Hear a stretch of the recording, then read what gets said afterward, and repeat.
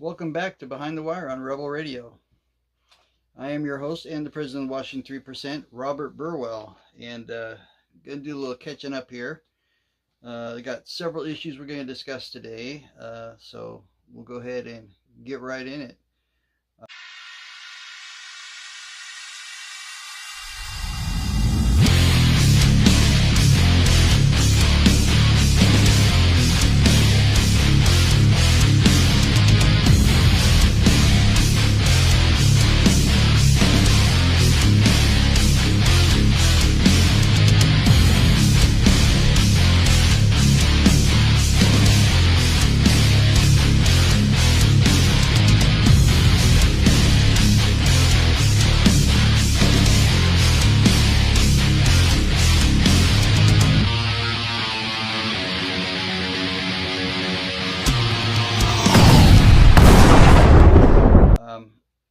First things first. I don't know how many of you enjoy the outdoors like I do. You know, I like to go ride my dirt bike pretty much every week.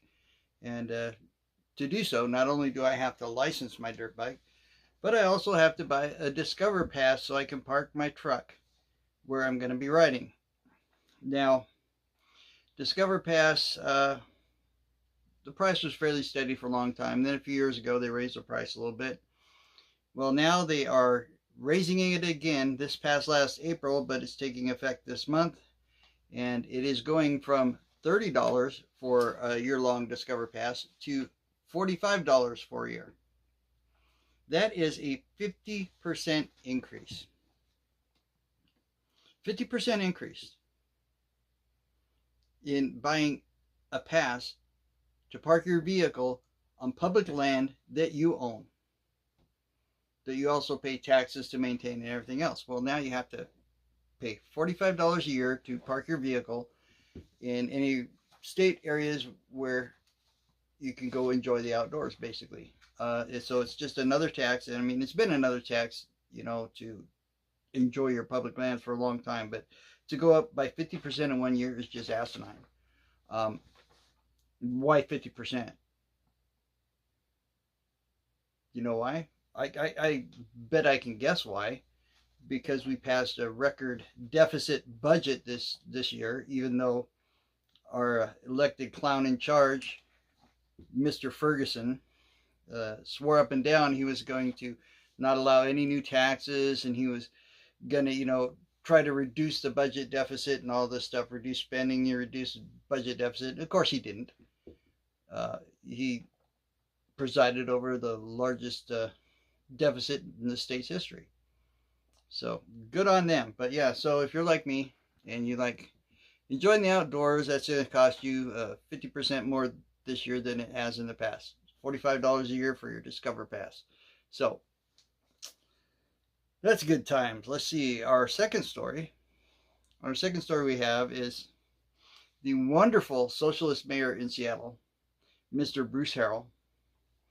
On October 8th, he signed several executive orders to protect Seattle communities from lawful, he said unlawful, but I'm calling it lawful federal troop deployment and justified immigration enforcement. He said unjustified immigration enforcement. I changed it because it is lawful and it is justified. But anyways, he signed 4 separate executive orders for the city of Seattle to combat Trump's deployment of federal troops and federal law enforcement officers in Seattle to do their job and enforce immigration laws. So I'm going to read you what they did, then I'm going to talk a little bit more about it. The first order that he issued is to coordinate legal and intergovernmental actions. So the purpose of this one is they're going to prepare and evaluate legal options. So they're going to, you know, see what they can attempt to do as far as suing the Trump administration, like several states have done. They are going to establish a task force for citywide communication. They're gonna make a task force for citywide communication. Shouldn't they already have citywide communication? Shouldn't they already have channels for the quick sharing of information between all the agencies in the city. I mean, a well-run city would, but evidently we're going to have to create a task force to do something they should already be doing. So just more of your tax dollars wasted on that. Let's see it. Also, they're going to ensure clear lines of communication and coordination with the governor's office, the city attorney's office, and the community. So again, they're going to, he had to write executive orders so that they can have clear lines of communication and coordination with the governor and the city attorney's office. Shouldn't they already have communication with the city's attorney's office? You would think so, but evidently we don't. They had to do an executive order for that. And to communicate with the community, because obviously they have no means of communicating with the community in Seattle at all, so they have to spend tax money to figure out how to do that, because, you know, you just can't, you know, this is just ridiculous. I mean, he had to write executive order to establish things that should have always been in place. But, you know, hey, Seattle, what can you say, right? The second executive order he signed is to increase transparency around immigration enforcement. So what this one's going to do is they're going to ban the use of face masks and require visible badges. Okay. So ban the use of face masks. So this is going to be interesting.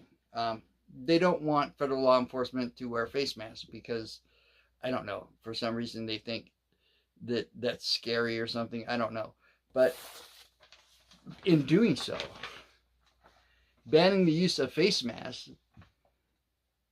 all their little, it doesn't specifically say face masks to conceal identity. It doesn't specifically say banning federal law enforcement from wearing face masks.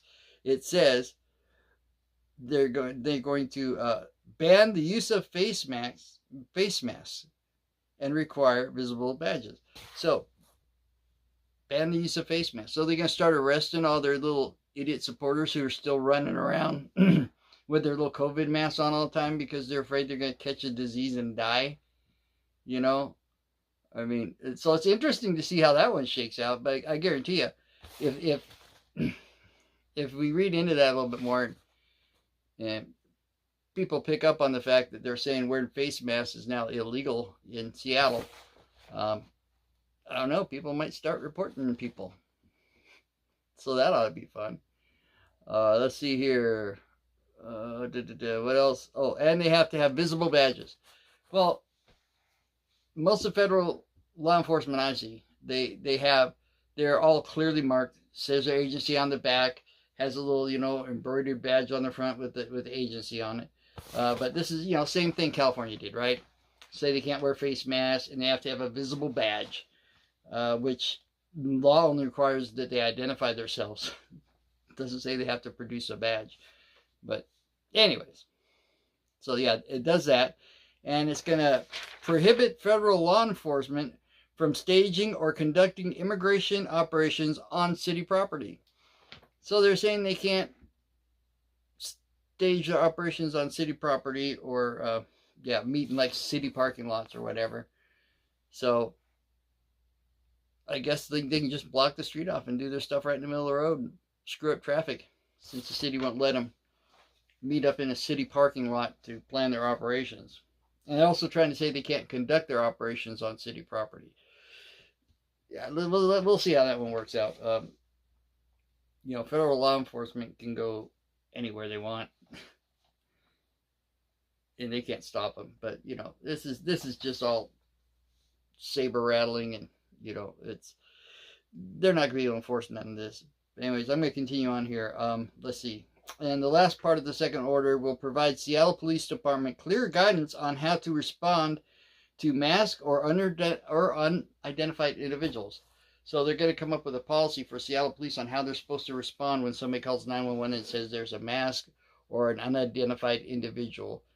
So again, this is where it falls into they're going to have a policy for when somebody calls 911 and says there's a masked person out there in front of their business or their home or out on the street or whatever, and they call the police to do something about it. So again, all these little snowflakes running around who still think they're going to die from COVID, wearing their mask everywhere. Little germaphobes. They're going to probably have people call 911 on them. I don't know. That's what it seems to be saying, right? They're going to have police set up policies for dealing with when people call 911 about people in masks. So that could be kind of fun, actually. See how that shakes out. Okay, so getting to the third executive order he signed on October 8th. Let's see. It is to maintain local control and accountability of Seattle Police Department. So this is going to strengthen policies preventing encroachment on roles, responsibilities, and jurisdiction of Seattle Police Department by the federal government. Again, so this is to stop federal law enforcement officers from encroaching on stuff normally handled by the Seattle Police Department. I don't see any federal troops or any federal agents going out and writing traffic tickets or answering burglary calls anywhere. They're there to, number one, enforce immigration laws, and two, to protect the officers from people who are rioting and are attacking them. That's their whole point. Now, as far as, law enforcement cutting down on crime and stuff, what's going on in Washington, D.C., the federal forces that are out in Washington, D.C. are not actively policing or arresting people for small crimes and stuff. They're just present. And their presence alone is enough to bring the crime rates way down. But they're doing this just in case, and again, I don't see how they can, federal law enforcement takes precedence over local or state law enforcement. So I don't really see how they can enforce any of this stupidity. But, that's what they're going to do. The other thing this third one does is it reaffirms SPD has no role in immigration enforcement. Well, we all know the Seattle police aren't going to do anything on immigration enforcement. They're handcuffed by the stupidity of the voters and the elected officials in Seattle and in the state as a whole. So, they're already prohibited from that. But just in case, Bruce Harrell's going to make sure that he puts it on paper one more time that they can't help federal officials with immigration enforcement. Because why would we want to do that? Why would we want to get, criminal drug gangs and stuff off the streets of Seattle? We don't want that. The Democrats don't want to do anything about crime. That's how they maintain control, right? They sit here, they let crime get out of control. They tell you how they're going to fix it, and then they don't do nothing but cut funding and decriminalize things to make the crime worse, and then they sell you this fear of all the crime again, and you keep voting for them. And it's insanity's doing the same thing over and over again, expecting a different outcome. Someday people in the state, especially people in the greater Puget Sound region, will figure that shit out. But I'm not going to hold my breath because they ain't too damn smart. Yeah, I said it. It's true. I mean, if you don't understand cause and effect, you're not smart. The cause is voting for Democrats, and the effect is the state going to crap and keeps going to crap. But they keep voting for the same people over and over again and getting the same outcome and being so shocked by that. Like, oh my God, how come everything's so bad? Well, you keep voting for the same idiots. It's not going to change if you keep voting the same idiots in. But, that would require common sense and a little bit of intelligence, and a lot of people in the state are lacking that. Now, the final fourth order that wonderful communist mayor Bruce Harrell in Seattle signed, fourth executive order in regards to immigration enforcement, is to protect the First Amendment activities. So he signed an executive order protecting people's rights to exercise their First Amendment rights in the city in regard to protesting against ICE and all that. And again, they have constitutional right to protest. Free speech, protest, peaceful protest is protected under the First Amendment of the Constitution, the most important amendment of the Constitution, and it's never been violated. People have never been arrested in Seattle by federal or state authorities for standing out there and speaking. What they get arrested for is when they're told to leave and they don't, when they get violent, when they throw things and burn things and riot. That's when they get arrested. But Seattle, like, protects that too. Rioting, burning, attacking people, that's not a First Amendment right. That is not protected free speech. But for the last, since 2016, almost 10 years now, the left is at a free-for-all, doing whatever they want and having no punishment for doing that. And, again, this is just another virtue signaling order. I mean, free speech is protected by the federal government, and it's always been protected in Washington. As a matter of fact, Washington has expanded on free speech to including attacking people, murdering people, and, burning, looting, rioting. That's all protected speech. Oh, every once in a while they might arrest one or two of them, but they never actually press charges or anything. They just take them out of there, tell them, now you need to quit, or we're going to have to actually do something. You're making this look bad. And then they send them right back out. So this, again, virtue signaling, protect the First Amendment, protect free speech. It's protected. You're just being stupid, Bruce. Okay? You're just virtue signaling, and people who think that you're actually doing something with that are, as dumb as you are. So, anyways. So that's basically the executive orders that were signed by the wonderful mayor of Seattle on October 8th, Mr. Bruce Harrell. Now, the funny thing is all these things that he just signed in, saying, ICE can't do this and we can't do, federal troops, yada, yada, yada. Bottom line is, Portland, they tried all this crap. His one executive order is we're going to explore what we can do legally, right? And what they're thinking about doing legally is to go to find some liberal judge out there, right? Like Oregon did. Get him to issue a order to stop Trump from deploying federal forces, as far as federal agencies and federal troops in Washington. They want to do like Oregon did, right? And, Oregon just found out yesterday that, of course, they can't do that. It's perfectly within the president's power to do that. Just like California found out, they go find these liberal judges who don't follow the Constitution at all, and they get them to just sign these orders to delay it. But then it always gets overturned. And what's hilarious about Portland's little order they had signed by this corrupt liberal judge is that it went before the Ninth Circuit Court of Appeals. Now, any of you who have been involved in the Second Amendment in the Pacific Northwest for the last several years, you know what the Ninth Circuit is. The Ninth Circuit is by far the most liberal appeals court in the United States. They consistently rule against the Constitution. They do whatever they want, and they get turned over whenever it gets to the Supreme Court. But they are a very liberal court. Okay, they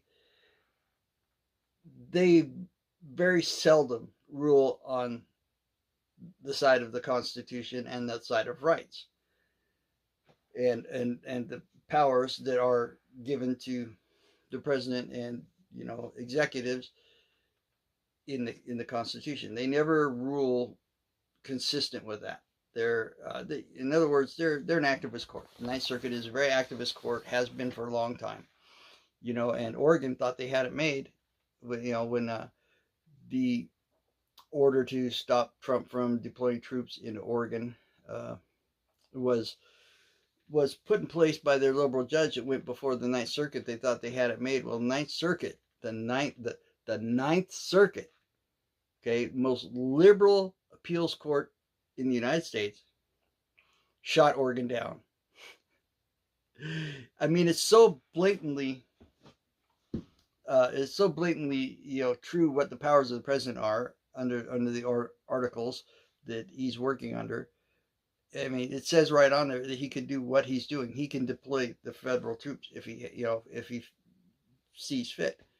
And they keep trying to block it, and you get these activist judges who don't follow the Constitution, they don't understand the powers that the executive branch has, and specifically the President of the United States has, and they issue these stupid orders, and they're getting shot down every time. Just like, and it's pretty blatant that this judge was wrong when the Ninth Circuit overturns it. Okay, the Ninth Circuit, like I said, they are so liberal, and it's just hilarious that the Ninth Circuit unanimously overturned this. I mean, it went before a 3-judge panel. 3 judges overturned this thing, said, nope, you can't do that. If according to the constitutional powers granted to the President of the United States, he can do that. And just shot them down. So, yeah, Bruce, if you think you're going to go to the Washington State Attorney General and you guys are going to, in the governor, you guys are going to go find some judge who's going to issue an order trying to stop the president from sending troops into Washington State and federal agents into Washington State, yeah, you may find a judge who does that, but he's going to get shot down because it'll have to go in front of the Ninth Circuit, who's already said, no, the president can do this. And there's nothing you can do about it. And all the virtue signaling little executive orders you write in your city aren't going to change the fact that federal law trumps state law every time. Every time. So, why don't you just take those executive orders and use those to wipe up your little liberal tears you're going to have if you don't get your shit together and start enforcing the laws before Trump comes and does it for you. And that's another thing. This is another issue about this whole thing is they spend all this time and effort trying to figure out how they're going to stop Trump and, whining and sniveling about he can't do this, he can't do that. You know what? If you guys are doing your damn job and enforcing the law, you wouldn't have to come in here. If you don't want federal troops to come in here, do your job, enforce the law, put criminals in jail, get rid of illegal aliens, do all the things that you are supposed to do as the government of this state. So, maybe put a little effort towards that and you wouldn't have to worry about big bad orange man coming in here and doing your damn job for you. But, yeah. So, anyways, that is what our wonderful mayor in Seattle, thank God I don't live there. That's what the wonderful mayor in Seattle is working on so diligently to defend the city against the evil federal government. So my last story I'm going to go over tonight is, and I'm already, 20 minutes in. Last story tonight is, excuse me, is a follow-up to a previous video I did. Recently I did a video talking about how the state was having to get more money to defend against all the lawsuits that we have and all the pending lawsuits that we have filed, that are filed against the state because of the complete ineptitude and mismanagement of the federal agencies by the government here in Washington State. Well, we just got served with another suit. Now, this one isn't going to carry monetary damages and such, but it has been filed at the Supreme Court, and our state is going to have to pay a lot of money to go to the Supreme Court and fight this. And if they lose it, I'll talk about, what possible consequences could come up should they lose. So basically, the state of Florida is suing Washington and California for licensing immigrants. Now, this all stems from that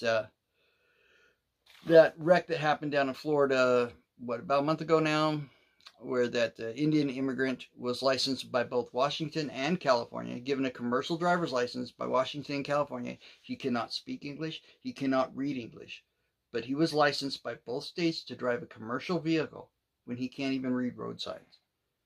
Okay, so something wrong with that picture.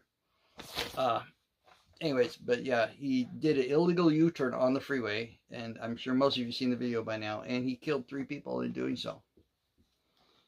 And so he's in a bunch of trouble. But yeah, Florida is going after California and Washington for licensing people who cannot read and speak English.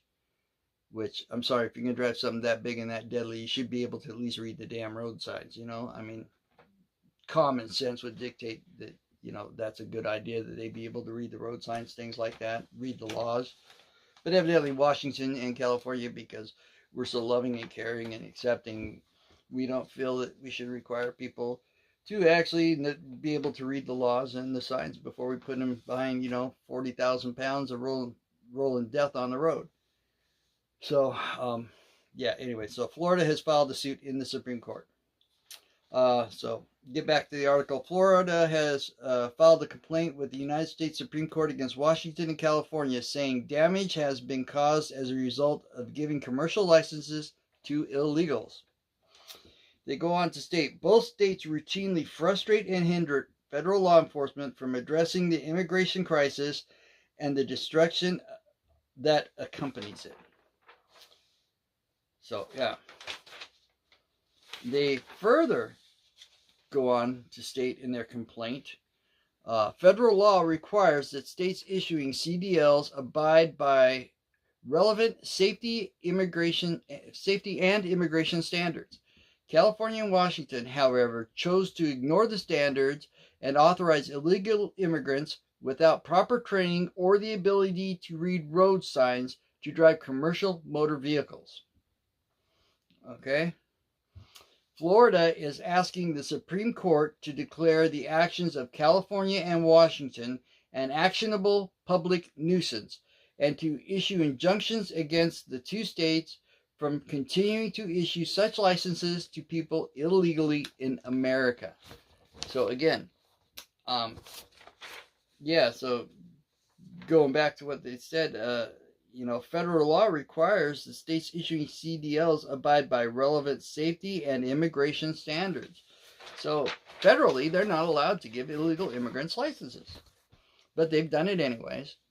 And now we're going to face the consequences of that. Now, right now, there's no monetary damages.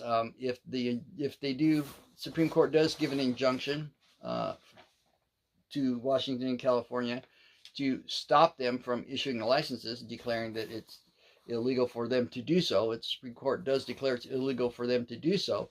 That is, I'm not a lawyer, but I know how lawyers think, as far as, when they see money, right? They're going to at least attempt. I don't know if they can get away with it, but they're going to attempt. If this gets declared illegal, if they, get declared that Washington's violating federal law, that could open Washington and California both to private lawsuits from families of people who have been injured and killed by people who illegally got licenses to drive commercial vehicles from Washington and California. I mean, can they do it? There's always legal opinion out there about can they or can't they do it, but every time there's a chance to try to get a big bunch of money, especially 3 people killed by a guy given a license by Washington that can't read or write English. I can't read or even speak English. If I'm a lawyer, I'm calling those people up, say, hey, you want to try to sue Washington? So, not only is Washington going to have to defend themselves in the Supreme Court from getting their ability to issue license to illegal immigrants taken away, but if they do lose that Supreme Court case, they are now possibly open to more lawsuits, private lawsuits, which, as you know, we're already way underwater, facing, $1.5 billion, I think is what I said a few weeks ago, $1.5 billion in lawsuits, liability already for lawsuits because of stupid decisions made by the government in the state. Well, if they lose this thing at the Supreme Court against Florida, they could be open to more lawsuits. Again, the incompetence and mismanagement of this state is just done nothing but cost us money. And, I'm sorry, anybody with an ounce of common sense would think that if you're going to give somebody a license to operate something as huge and as deadly as a commercial vehicle in the United States, you would think illegal status notwithstanding, okay, given a license to operate one of these massive vehicles on the public roads in the United States to somebody who cannot read English and cannot speak English. So they can't read what the laws are. They can't ask questions when they're confused. There's just all these things. They shouldn't be allowed to drive. It should be a requirement that you should have to be able to read road signs. And we cannot put every language on the planet on our road signs to cater to everybody, who's here and can't speak English. You know, it should be a requirement. You should have to be able to read and speak English to drive on the roads of the United States. It's a safety thing. Forget everything about the immigration side. It's a safety thing. And the fact that Washington and California seem to think it's a great idea to put these people in these massive trucks when they can't read road signs, can't speak English. It's just, it makes zero sense. But then again, that's your feel good. It feels good to give people licenses who shouldn't have one, and common sense does not apply if you're a Democrat. But that's all I have on those subjects. I will go ahead and see you next time on Behind the Wire. And as always, go to our website, which is WA3%, the number 3%.org, if you want to learn more about our organization, and join us, see what we're about, see what we do, see what we believe. And if you would like to help us with our charity, which is Boots on the Home Ground, which is also, there's a link on our website to go to that, and it'll be posted on here too. But again, it's a privately funded charity. We fund it pretty much ourselves and what donations we can take in. Nobody in our organization is paid to administer this charity. Everybody volunteers their time. And we do what we can to help veterans and communities in Washington when they are in need. And we've done quite a bit of it, but we'd like to do more. So if you can donate a one-time donation, or you can donate a small amount every month. But just know that 100% of every dime that we take in for Boots on the Home Ground goes to help people in Washington State. It doesn't go to pay anybody anything. And with that, I'll see you next time on Behind the Wire. Good night.